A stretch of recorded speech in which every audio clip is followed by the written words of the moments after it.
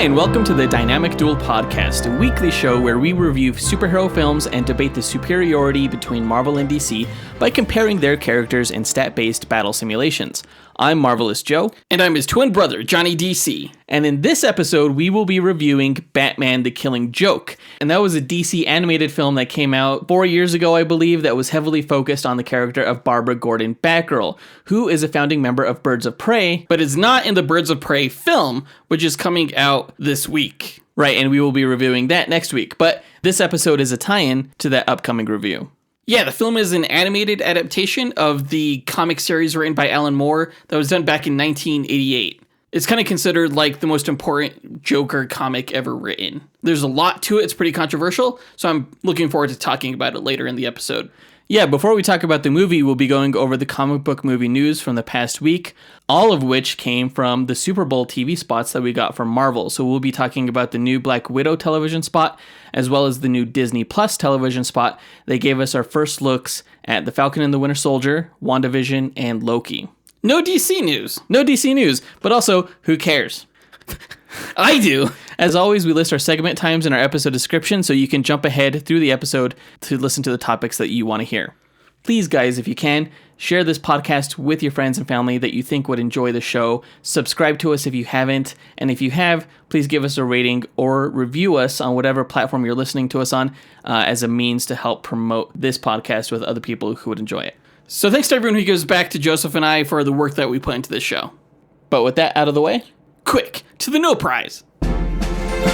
So No Prize is an award that Marvel used to give out up until the 90s to fans. Our version, the Dynamic Duel No Prize, is a digital award that we post on social media that I personally draw for those who we feel gave the best answer to our question of the week. Last week's question was in regards to the news that J.J. Abrams' production company Bad Robot would be tackling Justice League Dark television and film projects for Warner Media. Yeah, the question was, which Justice League Dark character would you like to see get a solo movie directed by J.J. Abrams, and why? And for those who are unfamiliar with J.J. Abrams, he's produced and directed a ton of great movies. Specifically, he's directed Mission Impossible 3, Star Trek, Super 8, Star Trek Into Darkness, Star Wars The Force Awakens, and Star Wars The Rise of Skywalker. So our first honorable mention goes to Jeremy Orr, who gave the answer of Zatanna because he said it would be cool to see her grow in her power throughout the course of the film, and because she fine. She fine as hell. Honorable mention also goes to Victor Maraska, who said that he would like to see J.J. Abrams take on the Spectre, which I think was a fantastic answer. Specifically Hal Jordan, because it would be a new take on a familiar character. Yeah, everyone knows who Hal Jordan is from like the Ryan Reynolds Green Lantern movie. He was actually at one point the Spectre, which was another DC Comics character. And we go into the history of the Spectre in our Spectre versus Galactus duel episode. So if you don't know about him, definitely check that episode out. He's an all-powerful, mysterious character that would really fit the tone of J.J. Abrams' style. John Spees gave the answer of Constantine, though he would prefer Swamp Thing, but he's not sure that J.J. would be the right director for that property. And I'm not entirely sure that's true because J.J. Abrams did direct a monster movie in Super 8, which was very 80s in feel. And, and there was the Swamp Thing movie that came out in the 80s, so I think it would all jive pretty well. Aaron Alexander Jones gave the answer of Zatanna because he thinks that character plays to J.J. Abrams' strengths. Which is true, because he's pretty good with female characters. He did Felicity, he did Alias. Rey from Star Wars. Of course, you could argue she's probably not the best character, but he's certainly experienced with female characters. Exactly. And I think his depiction of Zatanna's magic would be cool. Tyler Hoover gets honorable mention for his answer of Deadman, because he thinks it's an opportunity to see a cool ghost superhero that does good out of the public eye. Deadman is so cool, he's basically a ghost that can possess people, and that's how he fights crime. It can almost be like Ghost, the movie with Patrick Swayze. Yeah. Sold. Except with, less righteous brothers and pottery making. Yeah. Harrison Fox gave the answer of Zatanna, saying that she has a plethora of powers and it opens up the door to other dimensions within the DC universe. Bo Bermuda said he'd like to see a Dr. Fate film, which I bet you Dr. Fate is going to show up in the Black Adam movie. I think we're going to see Hawkman and the rest of the JSA. Yeah. So I wouldn't be surprised if he doesn't get his own spin-off solo movie if they present him as an interesting enough character. I think that would be cool if J.J. Abrams directed that. And he's never been a member of the Justice League Dark, but I don't see why he couldn't be. Yeah. Matt Estes gave the answer of Constantine with Keanu Reeves. So I guess it would be like a sequel. Yeah, and that was a fun movie. I'd love to see Keanu take on the role again. Although, I think most people would prefer Matt Ryan to come back. Yeah. Yes. Yeah. Yep. Jeff Miles Jr. said he'd like to see a J.J. Abrams-directed Zatanna solo movie because that character could compete with Marvel's Scarlet Witch, and he'd like to see Naomi Scott or Sophia Boutella in the role. Yeah, and those are great casting choices. Joshua Smith gave the answer of Constantine, saying that it could be a horror film, but Constantine could also guest star in more lighthearted films. Sana Farhumand said he'd like to see a Constantine film because he thinks the character is a good mix with J.J. Abrams' sensibilities, and he wants to see Matt Ryan in a feature-length film. Matt Ryan, is Constantine. If they ever recast him, I'm going to be like, Matt Ryan did it better. Andrew Jason Allen gave the answer of Zatanna because he had a crush on her as a kid. And let's be real, Andrew, you still do. Don't we all? But the winner of this week's No Prize goes to Sonny Morrison for his answer of the House of Mystery, which is a character of sorts in the DC universe. It's actually the headquarters that the Justice League Dark use, correct? Yeah, it's like a sentient house. And I could totally see them rebranding Justice League Dark as House of Mystery for a film title because Justice League may not make sense for these characters. Right. And you could almost make it like a haunted house type approach, but a haunted house that is a superhero and brings in all these mystical characters from throughout the DC universe to go on these adventures. So Sonny essentially found a way to say Justice League Dark, but by basing it around the one single character of the House of Mystery, which is brilliant. Yes. What a great loophole you found for this question. Absolutely. Congrats once again to Sonny Morrison. You're the winner of this week's No Prize. If you, the listener, want to win your own No Prize, stay tuned to later on in this episode when we'll ask another question of the week. With that out of the way, on to the news.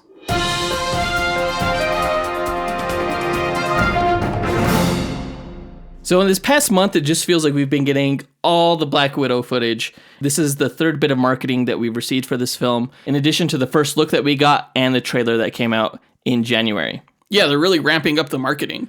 Now, this particular spot is only 30 seconds long, but most of it is new footage. It starts off with Black Widow being all sassy, and she's like, "You don't know me." Which is a good start because, of course, we've spent so much time with this character. We do think we know her.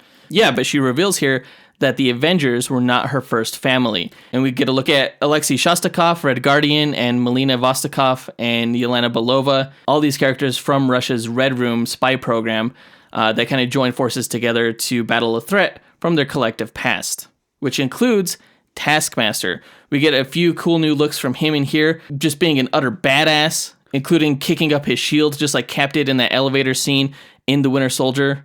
I'm almost starting to suspect that it is Chris Evans behind the mask.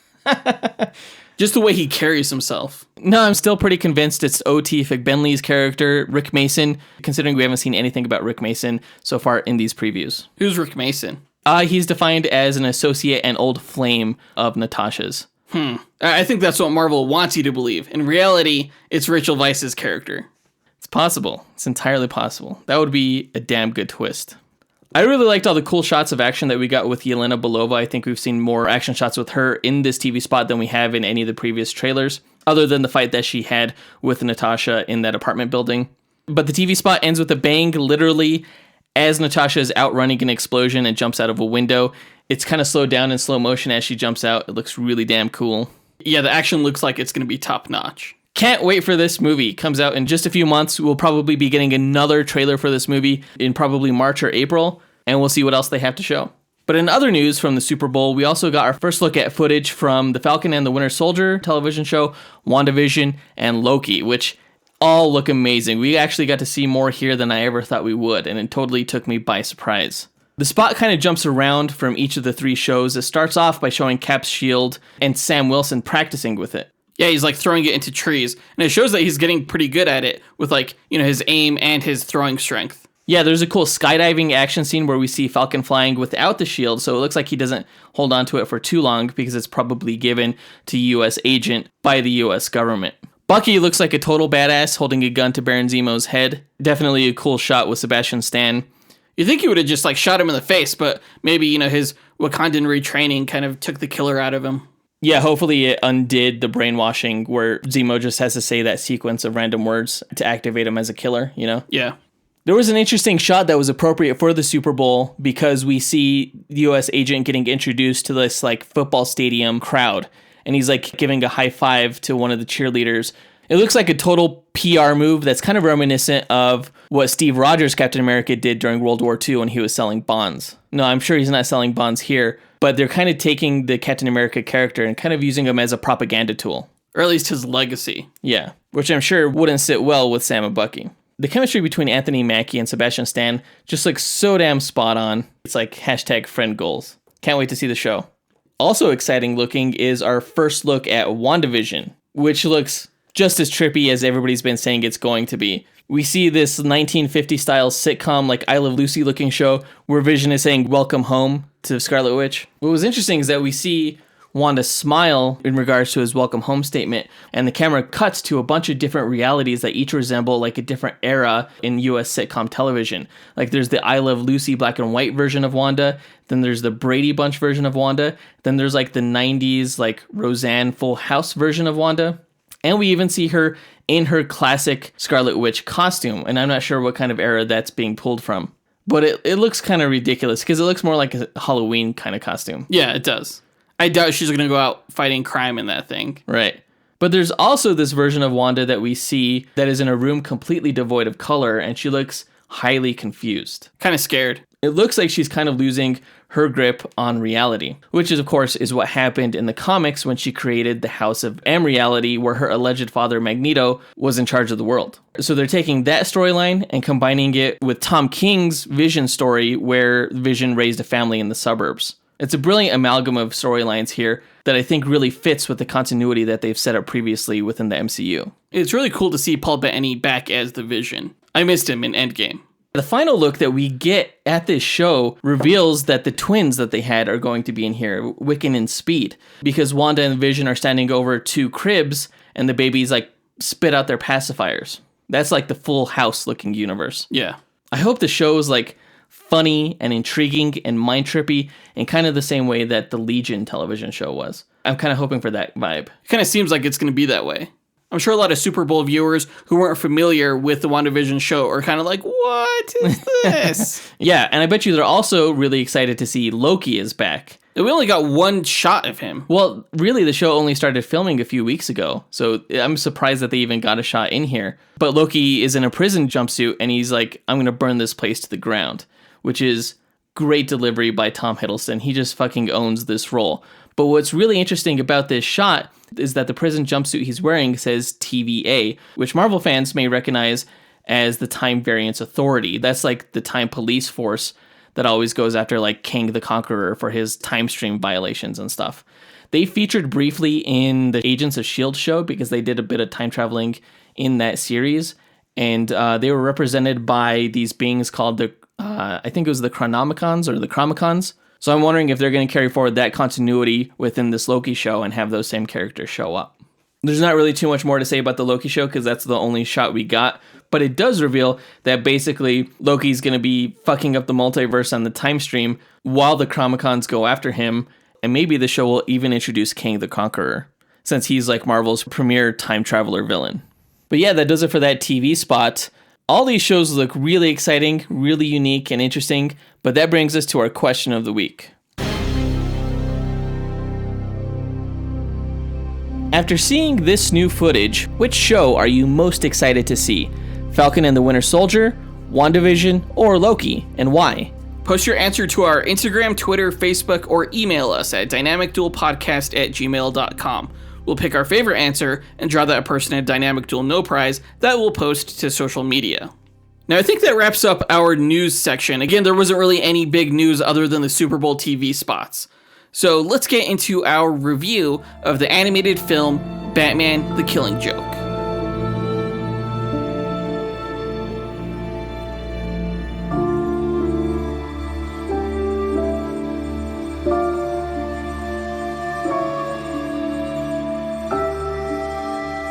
Okay, so Batman: The Killing Joke. It was produced by Bruce Timm and written by one of my favorite comic writers, Brian Azzarello.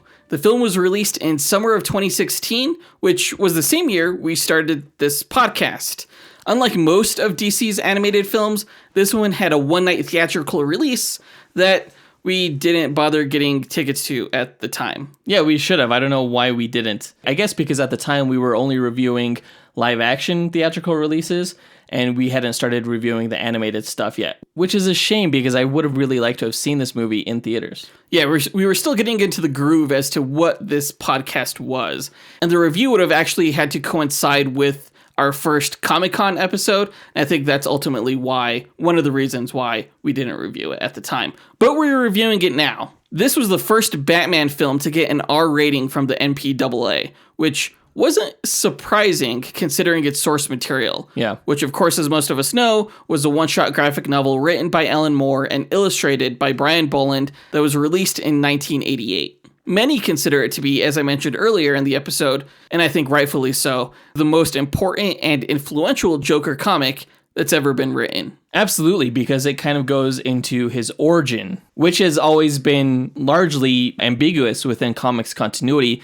This kind of solidified that, although there have been subsequent stories that have come out that have cast a doubt on whether or not this origin story was actually accurate.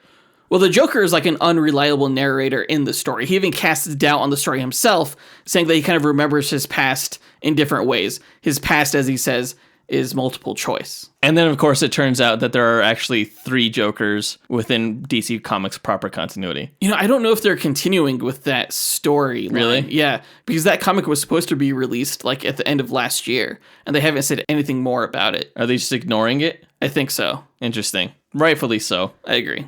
Now, the Joker was really the focus of the graphic novel. The movie, not so much. The movie adds like a lengthy prologue to an otherwise faithful adaptation of the comic. Yeah. So if you haven't read the comic or seen the movie, tread lightly because spoilers are afoot. Yeah, as all of our reviews on this podcast are spoiler reviews. I do recommend watching the movie if you are a Batman fan. Or a Joker fan. Yeah, absolutely. Or a Batgirl fan. Although, maybe a little bit less so. It was Alan Moore that really cemented this idea that the Joker and Batman are kind of mirror opposites of each other. You know, they're both driven by these tragic events that, you know, Joker describes as quote unquote bad days. And you have to give major props to Alan Moore for recognizing that. It adds a rationale as to why Batman doesn't kill the Joker. It's because he recognizes, same as the Joker, that both have suffered from these bad days, and they're both broken and kind of insane in their own ways. The idea that Batman's obsession and costumed approach to fighting crime sort of proves his insanity is an interesting one. It's hard to argue against. Mm-hmm. Yeah, definitely. Because your average person definitely isn't going to be this dedicated and this theatrical behind the symbol of a bat. Yeah. Now, I remember that I wasn't too excited when I found out that DC was doing an animated adaptation of the story. Because as much as I think Alan Moore is a fantastic writer, I mean, the Joker has always been a character that I've been somewhat afraid of. Because I've seen him do some like pretty traumatic shit in the comics. And Brian Boland's art like doesn't help alleviate that fear in any way. Okay. In my opinion, no one draws a better Joker than Brian Boland. He's a fantastic illustrator who captures facial expressions beautifully, but also hauntingly. The art in the comic was haunting, and it's an aspect of the comic that you just can't capture with Bruce Timm's art style. Now, I imagine Bruce Timm's simplistic body structures make things easier to animate, but I think this film could have been much, much better if they actually went for Brian Boland's style. Yeah, I think the message that the movie communicated would have been a lot more impactful if the characters that they used were a little bit more realistic and less, cartoony. I'm used to these styles from Saturday morning cartoons, Batman the Animated Series. So it's always kind of awkward when you apply adult themes to the art style, kind of like how Constantine's City of Demons felt a little awkward. Yeah, for sure. But aesthetics aside, what kind of mired this animated adaptation for me was the prologue, which is super surprising because the film was written, again, by Brian Azzarello, who's not just a fantastic writer, but a fantastic Batman and Joker writer specifically. Azzarello is great at writing female characters. His New 52 run on Wonder Woman is like one of my favorite Wonder Woman storylines. So I was surprised that he kind of dropped the ball with Barbara Gordon and the prologue, parts of which came across as like a weird kind of erotic fan fiction. Yeah. Tonally, it didn't really match with the established Killing Joke storyline. Like, it didn't come across as anything Alan Moore would have written. And he's written erotic fan fiction.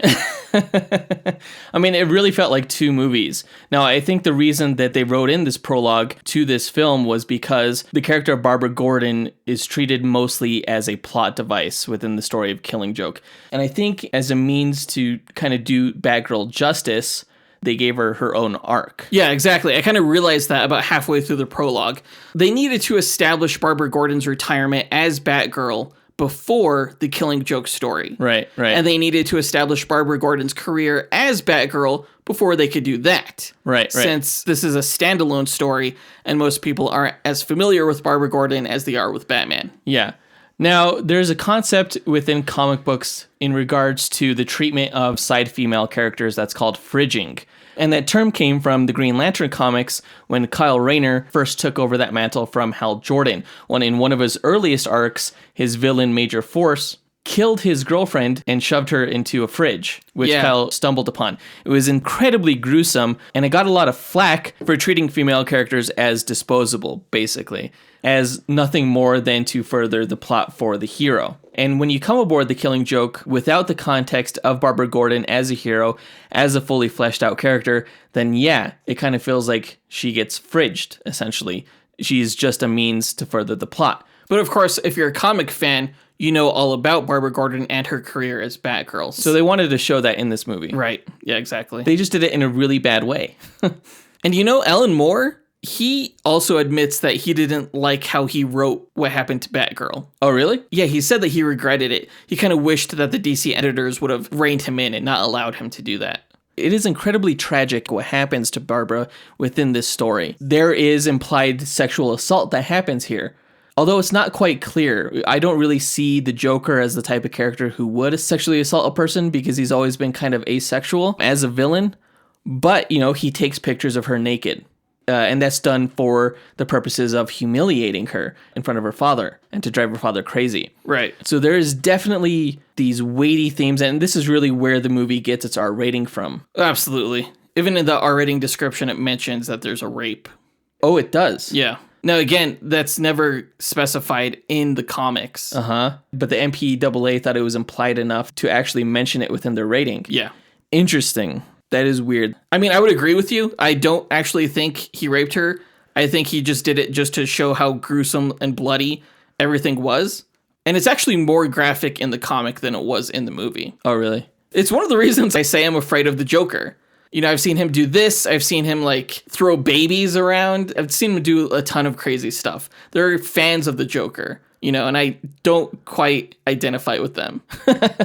I think the Joker is someone to be afraid of. And I kind of went into this in our Joker review, you know. I didn't quite like that film because I couldn't identify with the Joker. Right. Well, even Commissioner Gordon is talking about how afraid he is of the Joker when he was like, every time he gets locked up, I pray that he doesn't escape. And every time he escapes, I pray that he doesn't do anything too bad.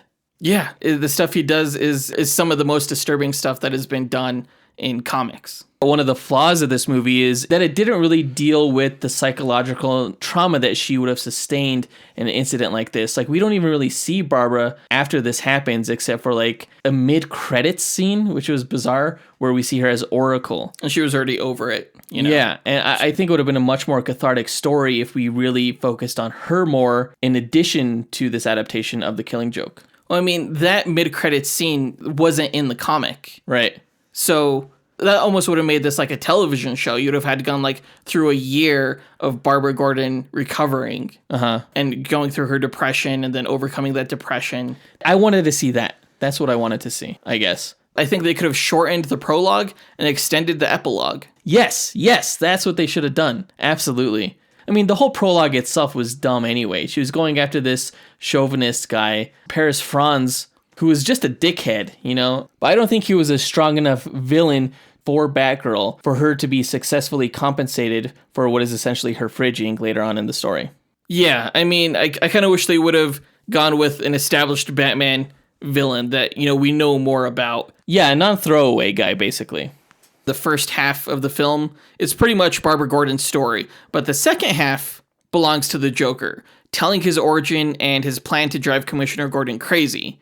Now, I think the film's adherence to the source material in the second half is kind of its saving grace, but so is its voice cast. Let's get into that in the character breakdown. The film starts off with Batgirl as the protagonist, so we'll start with her. Now, Barbara Gordon was voiced by Tara Strong, and honestly, she could play the voice of any female character. She's so good and so versatile. Absolutely, yeah. She brought like a believable strength and heart to the character. She's not just good with her inflections, she's really good at conveying emotion with her characters, from Raven to Harley Quinn to Batgirl. Such a range. If you remember from our last episode when I went into Batgirl's backstory, you'll note that Barbara didn't have the traumatic origin that Batman did. Like, sure, her parents died, but she wanted to be a superhero before that. And after, she had a strong support system from her adoptive father, Commissioner Gordon, to care for her. Yeah, her primary motivation for being a hero was the thrill of it. Yeah. And Batman calls that out in this movie and chastises her, which was weird because he was like being her father, but that makes what happens later all the more awkward. Exactly. I mean, she wanted to be Batman's equal without having the same kind of traumatic, bad day or edge of the abyss, as Batman describes it, that would drive someone to dedicate their entire life and self to serving justice. She's good, but she's not Batman. And that's the lesson she kind of learned in this film. It wasn't until the end, after being tortured by the Joker, that she kind of became her, true self as Oracle. And I think that's one reason I've always preferred her in that role. She was a librarian from the start, so research and information is kind of the core of her. Her physicality was just like an added bonus until, it wasn't. And research and information is such a vital part of detective work. It's a really valuable resource if you think about it for these characters. Exactly. Everybody needs their guy in the chair. And her paralysis didn't make her less valuable as a superhero. Yeah, that's cool. Because of that. Where this film dropped the ball with the character, as you mentioned, was making it so that she had some kind of romantic crush on Batman. Where the fuck did that come from? It's never been that way in the comics. Like, no. Batman's too old for her. Yeah, and she's always been paired up with Nightwing. Yeah, Dick Grayson. The scene where they were fighting and then had sex is like the worst scene in any DC animated movie. It makes zero sense for the characters or the story. Yeah, it came out of nowhere too, because they were having a legit fight. And like they start physically fighting, and then she's on top of him, and all of a sudden she starts like kissing him. And I'm like, whoa, where did that come from? I was not feeling those vibes. Like, it wasn't a sexy fight beforehand. Right. It was like a legit angry fight. And like this wasn't like angry sex or anything like that either. No. Yeah, it's just it was weird. And I knew this was coming because this film debuted at Comic-Con, and I heard all the news about how fans were upset by it and things like that. Yeah, I was upset. I get the feeling that the fault isn't with the writer, Brian Azzarello, but Bruce Timm. Because he's kind of like a big old Batgirl perv, just like Paris Franz. All you have to do is search Bruce Timm on Google, and you'll see all of his pinup artwork pop up. Oh, really? And like they gave the excuse during Comic-Con that, hey, this is a controversial storyline. We just wanted to add more controversy to it. Oh my God. It's like, no, you didn't. Shut the fuck up. It's weird because Bruce Timm also paired up Barbara Gordon with Bruce Wayne in Batman Beyond. And that felt weird there too. It's like he has this thing about Barbara Gordon and Bruce Wayne that he wants to push onto the fans. And I don't think anybody's buying it. No. And he's pairing up like Harley Quinn with Nightwing. It's like, dude, do you even read the comics? No, he probably doesn't. Damn it. Bruce Timm did a lot for DC Animation, but I'm kind of done with him. They've given him like a lot of free reign on recent projects like this, and then like Justice League, Gods and Monsters, Batman and Harley Quinn. I think it's time to stop letting him do that. Absolutely. Moving on to the Joker, Mark Hamill actually came out of Joker retirement to do voice work for this film. Yeah. And in a way, he's responsible for this film getting made. Like when he announced his retirement as the Joker, he said he would come back if they ever did The Killing Joke as a storyline. As good as Todd Phillips' Joker film was, I still don't like the idea of Joker having an origin. But if he has to have an origin, you could do worse than The Killing Joke. Luckily, as I said earlier, the Joker mentions in the story that his past is multiple choice. But the Red Hood angle actually borrows from earlier hints in the comics to the Joker's origin. Making him a failed comedian, though, is a stroke of genius. And of course, it's the one element the live-action Joker film borrowed from The Killing Joke. I do like that the pre-Joker comedian character is never named. All we know is that he's struggling to provide for his pregnant wife, so he turned to crime. Yeah.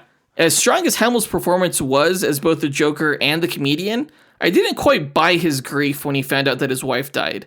Like in the comics, it felt a lot more tragic. Really? Well, I think this role was an interesting opportunity for Hamill, and probably the primary reason he wanted to adapt The Killing Joke was because it allowed him to show off his versatility as an actor. His voice as the comedian was vastly different from the voice of the Joker in such a surprising way, but they were still both, iconically Hamill. Very, very versatile. Joker's goal in the film, of course, was to convince Batman that anyone could end up like him with just one bad day. And he's not successful, but it's kind of surprising that he's not. Like, as a father, I don't think I would be able to handle what the Joker did to Commissioner Gordon. It was so disturbing and twisted. In a way, I think he was also trying to give Batman his one bad day by doing something so horrible to someone in Batman's life that Batman would be forced to kill him.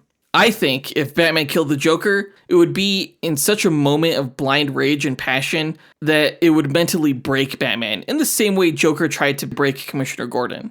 Like when Batman explains that he can't kill the Joker because then he'd be just like him, I think that is in part what he means. Like if he identifies himself so strongly with justice that crossing that moral line would drive him insane. And it kind of happened to the Batman Who Laughs in the comics. Oh, really? Yeah. Granted, Bruce Wayne was also doused with Joker venom. I have to say that in regards to the original story, the Joker's plan was demented, but it seems like he didn't really have a backup plan in case his plan failed and Commissioner Gordon did not go insane. At the end, everything ends with a whimper, not a bang, where Joker's just like, okay, just beat me up. Yeah, basically. I do kind of think if he wanted to be successful, he should have waited to give Batman his ticket to the carnival until he knew Commissioner Gordon was, in fact, insane. Yeah. It was all very rushed. I don't know why it was rushed. And also, I would have liked to see Batman beat the shit out of him more.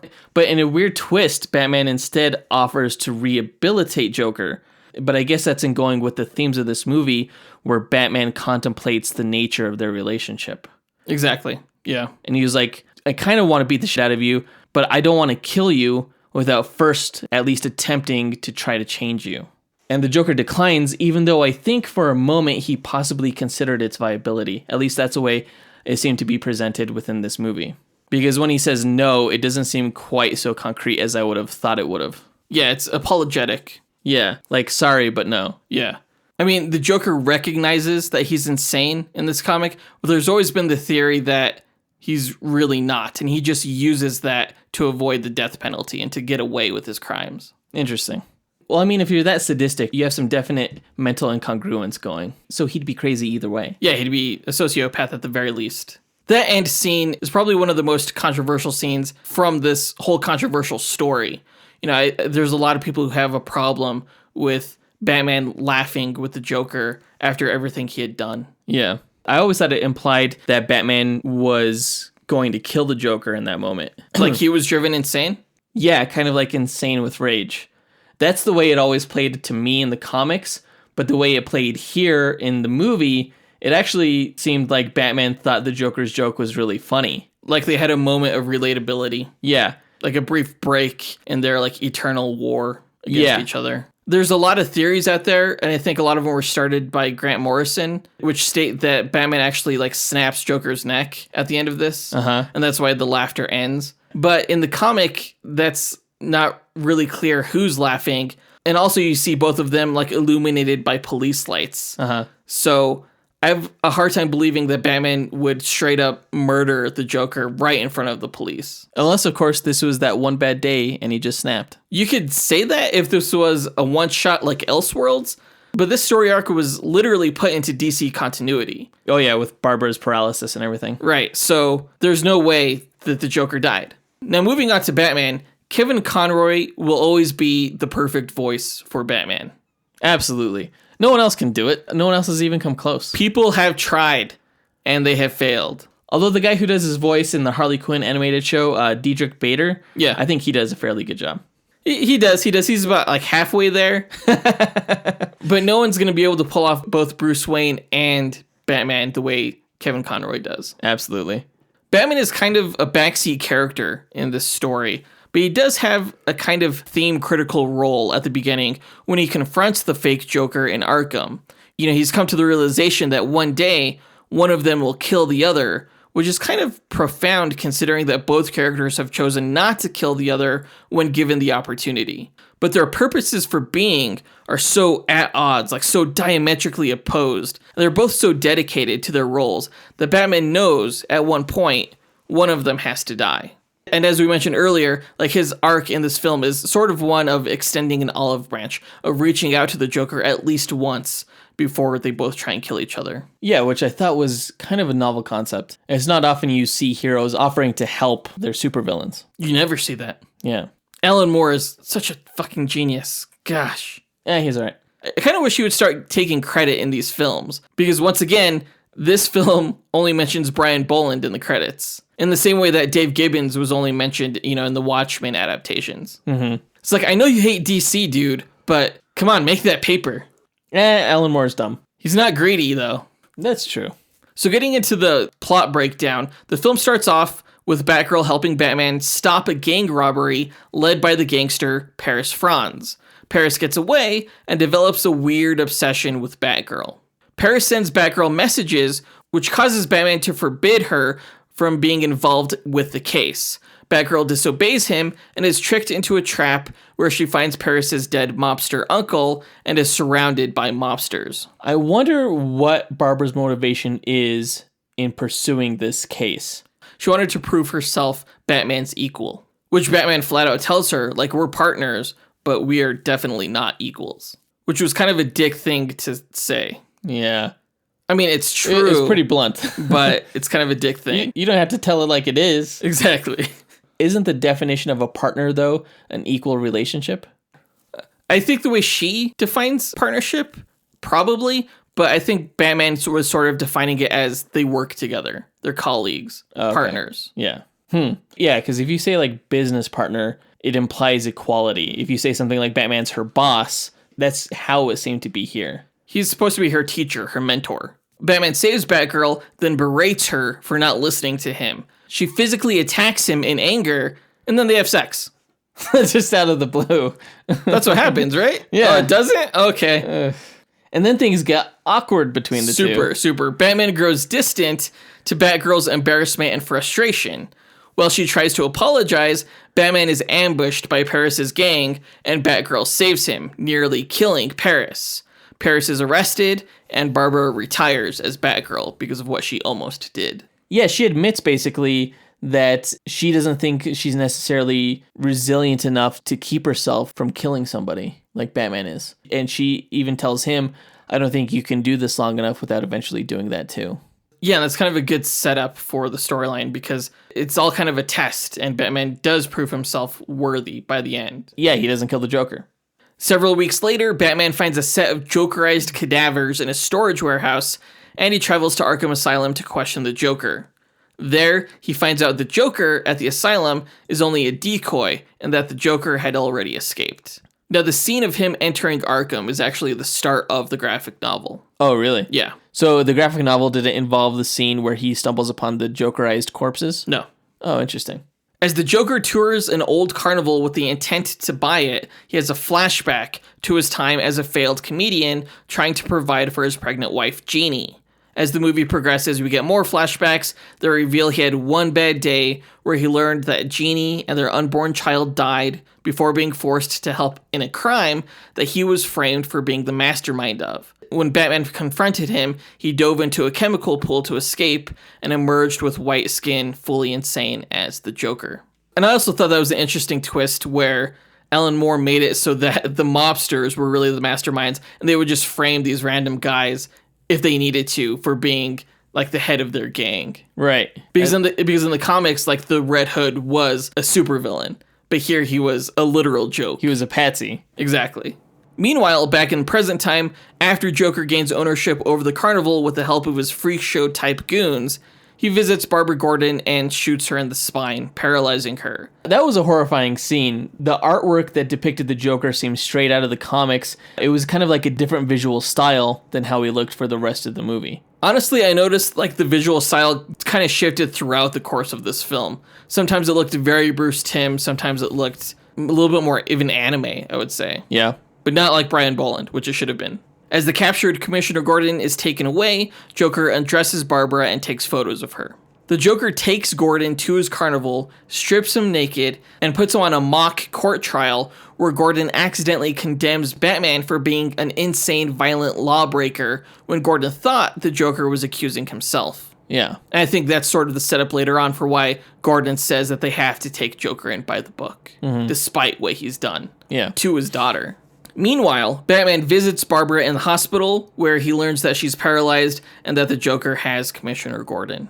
The Joker begins torturing Gordon, sending him on rides where he's beaten by carnies and forced to look at pictures of Barbara naked and writhing in blood, all while listening to the Joker sing. Now, it was so strange to me that the Joker had not only a musical number in this movie, but like a full musical number. Like there was a full song to it. All of a sudden, I felt like I was watching a Disney cartoon. Well, the song is in the comic. Oh, really? Yeah. I never quite knew what like the melody to it was, so I got to hear that for the first time. Interesting. What wasn't in the movie that was in the comic was an implication that the Joker was also drugging Commissioner Gordon with LSD. Oh, really? And I'm not sure why they didn't include that. I mean, you got the R rating, you may as well include that. Exactly. Batman receives an invitation to the carnival from the Joker, letting him know where they are. Batman arrives to find Gordon in a cage and on the verge of insanity. Batman defeats Joker's goons and frees Gordon while the Joker flees into an amusement ride. Gordon tells Batman to stop Joker by the book to show Joker that their way works. Batman fends off Joker's death traps in the amusement ride and finally catches up with him. The two fight while Joker tries to convince Batman that anyone could be like him with one bad day, just like Gordon, and even recognizes that Batman must have turned out the way he did because he also had one bad day. Batman reveals that Gordon has maintained his sanity in spite of everything that Joker's done. Enraged, the Joker tries to kill Batman, but his gun turns out to be a gag gun. Yeah. In a quiet, solemn moment, Batman offers to help rehabilitate Joker to end their eternal war. The Joker apologetically declines, saying that it's too late for him, but he brings up that the situation reminds him of a joke involving two men escaping from a lunatic asylum. Both he and Batman laugh at the joke. It was a decent joke. I do remember chuckling at it in the comic when I read it. Yeah. So basically, two men are escaping from the insane institution. They're on the roof. They're going to jump across the street to another roof. One guy makes it, and the other guy is afraid of heights. So the guy who made it across to the other building shines his flashlight across to the other rooftop and says, "Hey, just walk across the beam of light. You'll be fine." And the other guy says, "No way, that's insane. You'll just turn it off halfway across." Yeah, it's pretty good. As we mentioned earlier, there's a mid-credits scene where Barbara kind of reveals herself as Oracle. Yeah, and again, it shouldn't have been a mid-credits scene. Should have been the primary focus of the latter half of this movie. You probably would have lost your 3-act structure, like what would the climax have been, if that were the case. But it would have been good for the character. Well, I think she could have helped him find the Joker as opposed to him just getting invited to the carnival. And I think you could have that interspersed with the adaptation of The Killing Joke and still have a faithful adaptation. Yeah, maybe like the Joker could have held on to the commissioner for a lot longer than he did. Yeah. Long enough for Barbara to slowly get rehabilitated. Yeah, maybe. Yeah, why not? Sometimes I think you don't have to be as faithful to the source material as sometimes these adaptations are. Yeah, you can improve upon stories, especially when you're trying to introduce new themes like this movie did with its first half. And I think it's because of those extra themes that they tried to add that makes the story feel uneven. And I think if they would have just adapted the storyline, to me, that's like a 4.5 star film. But because they kind of botched it with the extra stuff that they added, Especially the sex scene. yeah, I'm bringing it down to a 3.5 rating. And I think that's kind of generous, honestly. And I would agree with that. Yeah, about 3.5 stars. Like the first half is probably like a 2.5, 3-star film. The second half is probably like a 4 or 4.5 star film. Yeah. So you average the two, you get 3.5 stars. Makes sense to me. Makes sense to me. That does it for this review. If you guys have seen the film, let us know what you thought of it by reaching out to us on social media, either Facebook, Instagram, or Twitter, or you can email us at dynamicduelpodcast@gmail.com. Yeah, especially given how controversial this movie is, we'd love to hear your thoughts. Go ahead and visit us on our website at dynamicduel.com, where you can listen to all of our episodes, and you can also get links to bonus content that we feature on our Patreon site and the merchandise that we sell on our TeePublic store.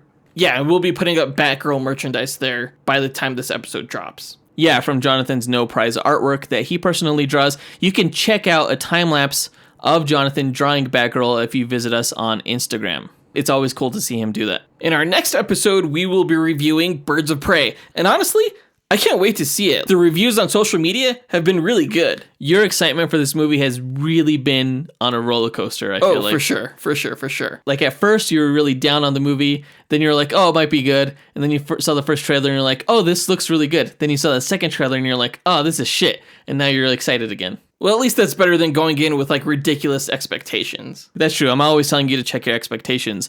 If anything, you might be pleasantly surprised by the film now. Yeah. But that does it for this episode, guys. Don't forget to subscribe to the podcast. Please share us, rate us, and review us to spread the word of the show if you can. Special thanks to our executive producers, John Spees and Bodo Winter. Talk to you guys next week. Up, and away. True believers.